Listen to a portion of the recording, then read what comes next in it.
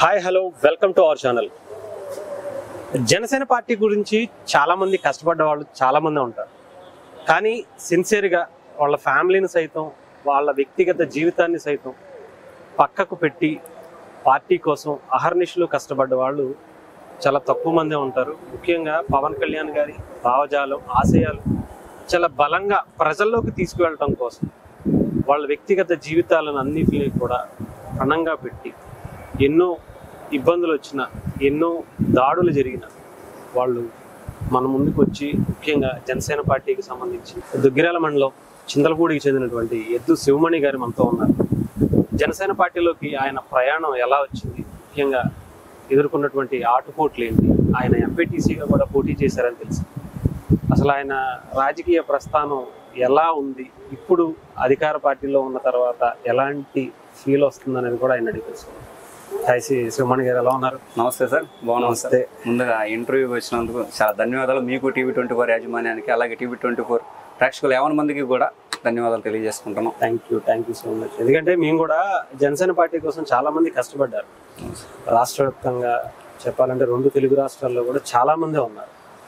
మీలాంటి వాళ్ళని బయటికి తీసుకొచ్చి అందరినీ కళ్యాణ్ గారు ఐడెంటిఫై చేయలేకపోవచ్చు, కానీ మేము ఆ బాధ్యతను కొంతైనా తీసుకుని మీలాంటి వాళ్ళు ఇప్పుడు ఈ 5 దాదాపు 10 ఏళ్ల పాటు చాలా ఇబ్బందులు పడి చాలా దాడులను ఎదుర్కొని నిలబడిన ఉన్నారు.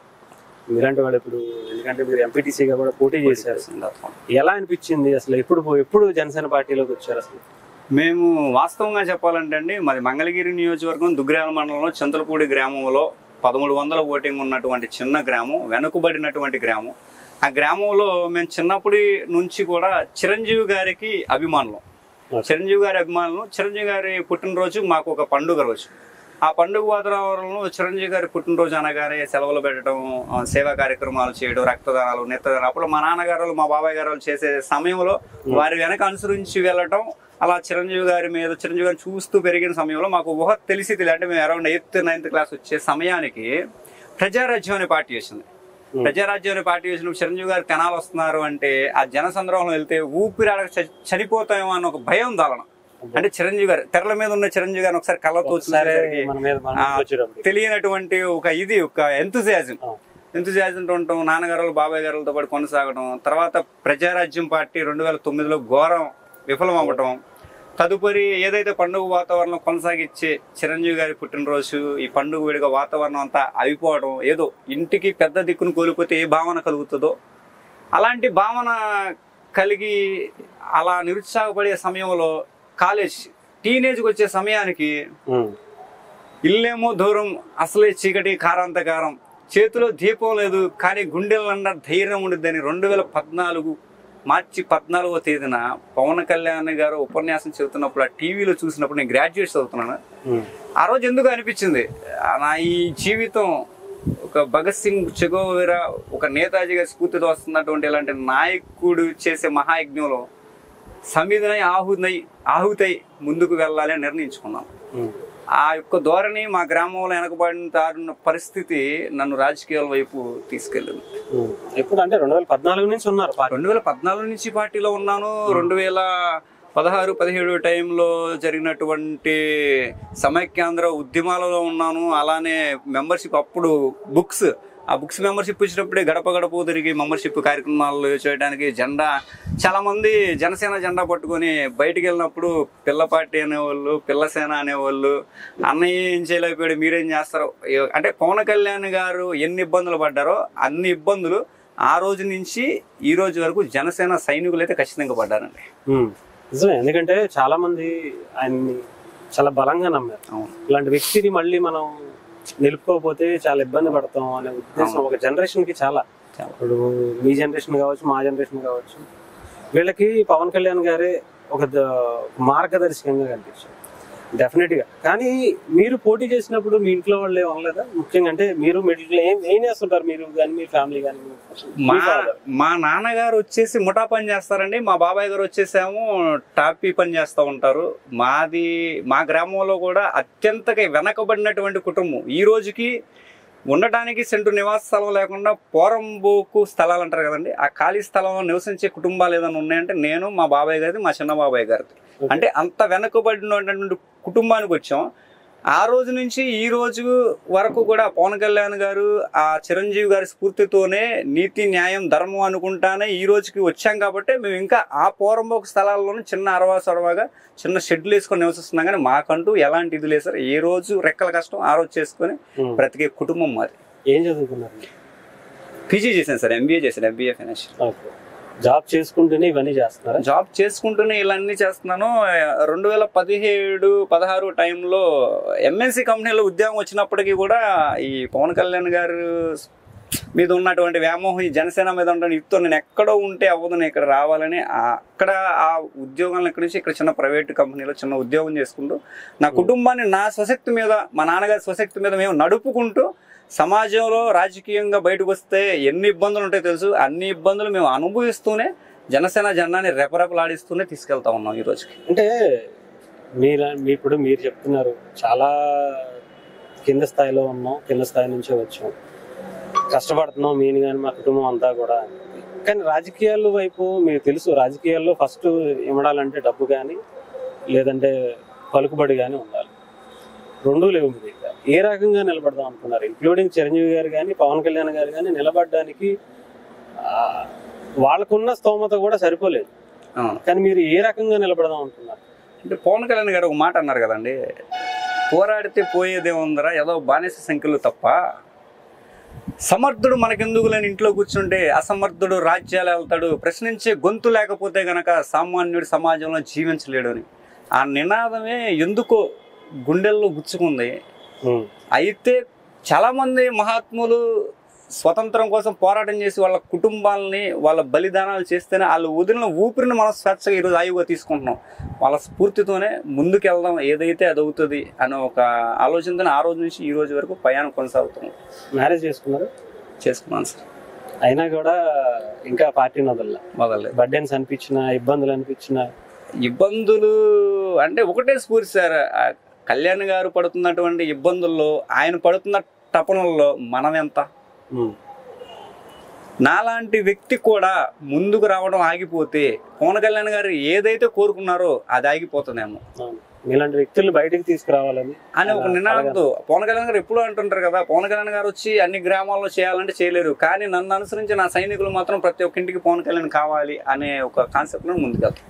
అంటే కరెక్టే, కానీ 2019లో పార్టీ ఊరు ఏ నినాదం అయితే తీసుకొచ్చారో అదే నినాదంతో పవన్ కళ్యాణ్ గారు కూడా ఓడిపోయారు. అవును, 2 చోట్ల ఆయనే ఓడిపోయి గెలిచిన ఎమ్మెల్యే కూడా వేరే పార్టీలోకి వెళ్ళిపోయి ఇంకా పార్టీ పరిస్థితి ఏది అన్నప్పుడు మరి మీ పరిస్థితి ఎలా అనిపించింది ఆ టైంలో?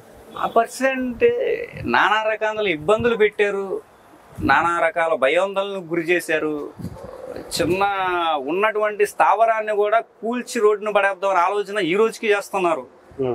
కానీ 2019 మంగళగిరి కాన్స్టిట్యున్సీలో పొత్తులో సిపిఐకి సీట్ అప్పగించినప్పటికీ కూడా కంకి కొడవలు గుర్తుకు కూడా నియోజకవర్గం మొత్తం తిరిగి ప్రచారం చేసి జీరో బడ్జెట్ పాలిటిక్స్ అనే నినాదంతో 11,000 పైచిలకు ఓట్లు తీసుకురాగలిగామంటే మా యొక్క ఆత్మవిశ్వాసాన్ని అయితే మేము ఎక్కడ కోల్పోం కూడా. ఎందుకంటే పవన్ కళ్యాణ్ గారు ప్రతి ఒక్క జనసేన సైనికుల్లో నింపింది ఏంటంటే మనోధైర్యం. ఆ మనోధైర్యం ఉన్నంతకాలం మేము ఆయన వెనకాల ప్రయాణం చేస్తాం.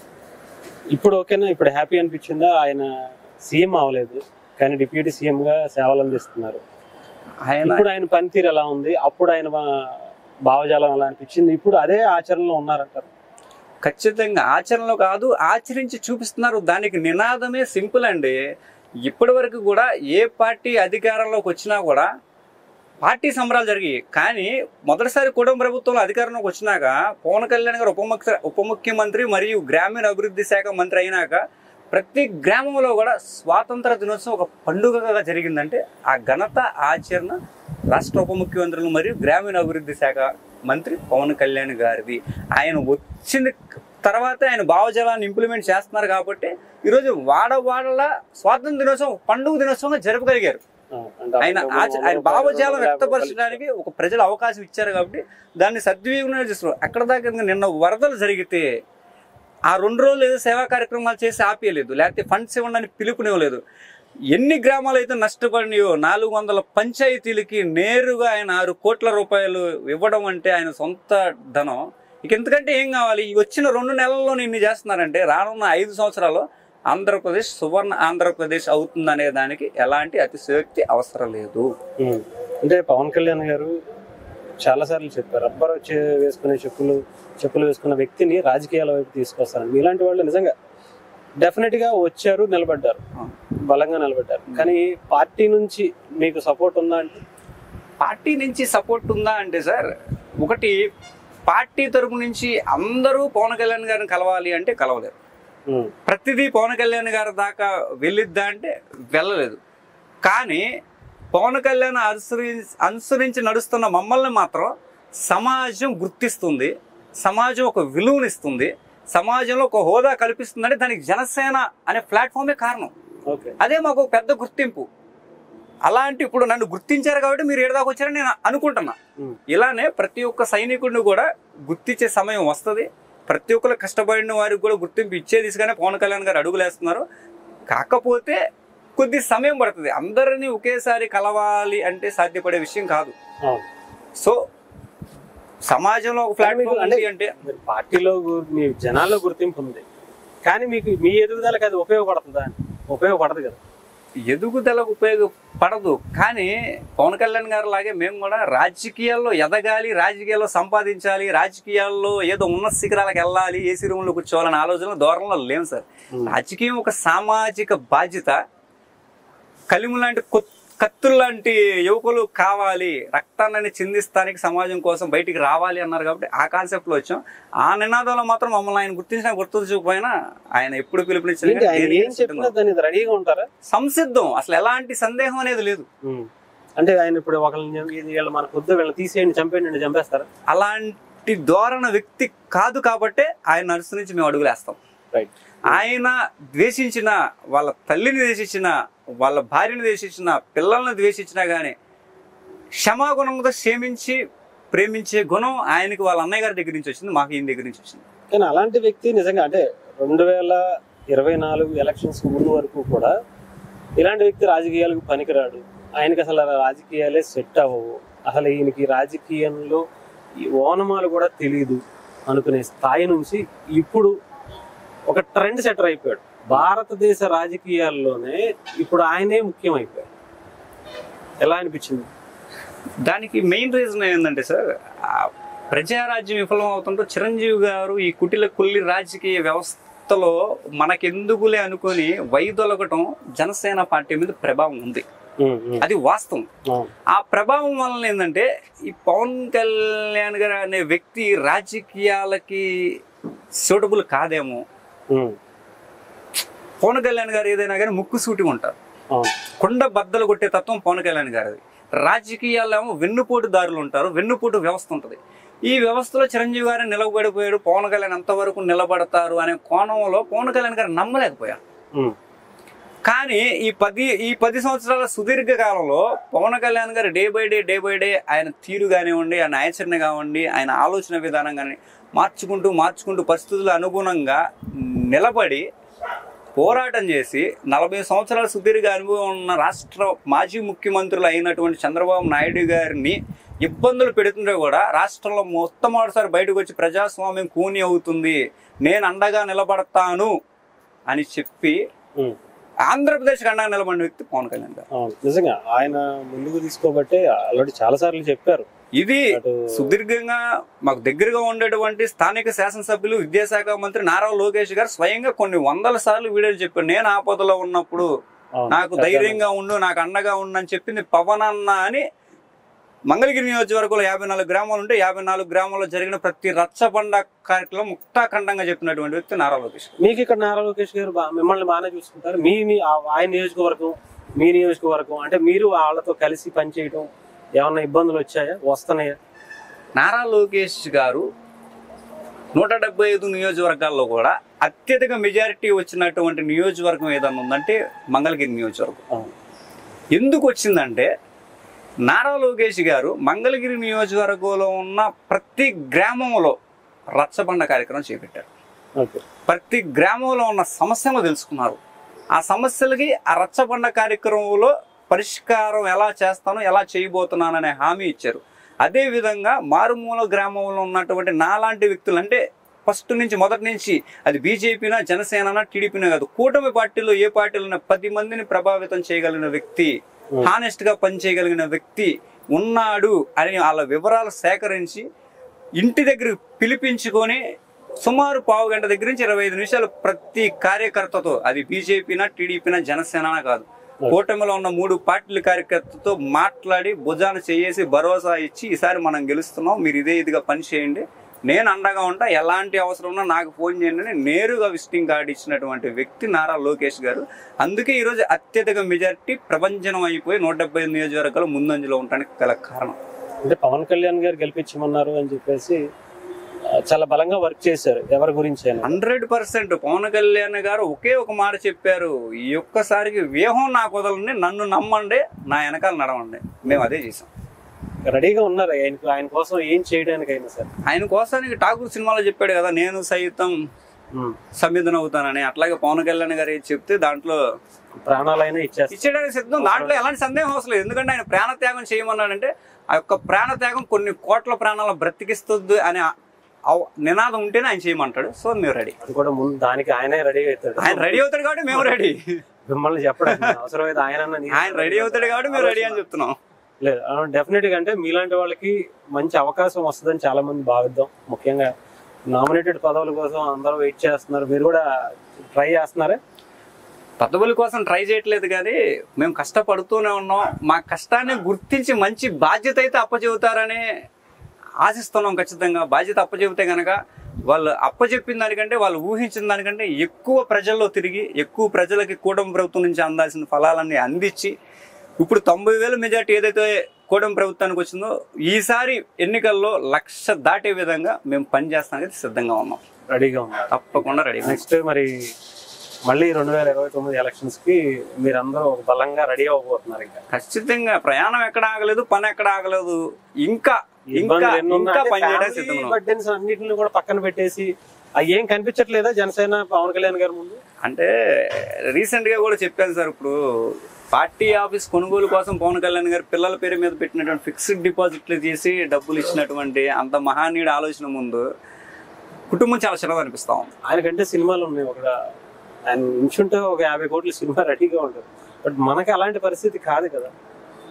నేను చదివినటువంటి పోస్ట్ గ్రాడ్యుయేషన్ ఉంది, నా మేధస్సు ఉంది, నా చేతులు కాళ్ళు ఉంది, నా స్వశక్తి ఉంది, నా ఆత్మవిశ్వాసం ఉంది, పని చేసుకోగలను, ఒకరి మీద ఆధారపడినా నేను నమ్మకం నాకుంది, నా కాళ్ళ మీద నేను నిలబడుతున్నాను. కాబట్టి ఈ కాళ్ళు మీద నేను నిలబడినంత కాలం నేను ముందుకు తీసుకెళ్తాను సంసిద్ధంగా ఉన్నాను. అంటే మీ ఫ్యామిలీ ఎంతో, మీ ఫ్యామిలీలోనే ఒక జనసేన పార్టీ కూడా ఇంక్లూడ్ అయిపోయాం. సమాజంలో జనసేన పార్టీ నా ఫ్యామిలీ ఒక భాగం, సమాజంలో ఉన్నటువంటి భాగం. ఆ బాధ్యతని చాలా మంది మనకెందుకులే అనుకుంటారు, మనమే తీసుకోవాలని నేను అనుకుంటాను. రైట్, చాలా బలంగా తీసుకున్నారు అయితే. అంతే. రైట్ అండి, మీకు మంచి భవిష్యత్తు ఉండాలి. ముఖ్యంగా మీకు కూడా పార్టీ కూడా దగ్గరుండి మిమ్మల్ని మీలాంటి వాళ్ళని ఇంకా జాగ్రత్తగా కాపాడుకుంటే డెఫినెట్గా జనసేనకి ఎక్కడ లేని బలం మీలాంటి వాళ్ళందరూ కూడా ఒక మంచి పదవి కానీ ఇంకొకటి కానీ వస్తుందని ఆశిద్దాం. Thank you so much. మీరు కూడా థ్యాంక్ యూ సార్, చాలా దూరం ప్రయాణించి ఇక్కడికి వచ్చారు. Thank you so much. Thank you sir.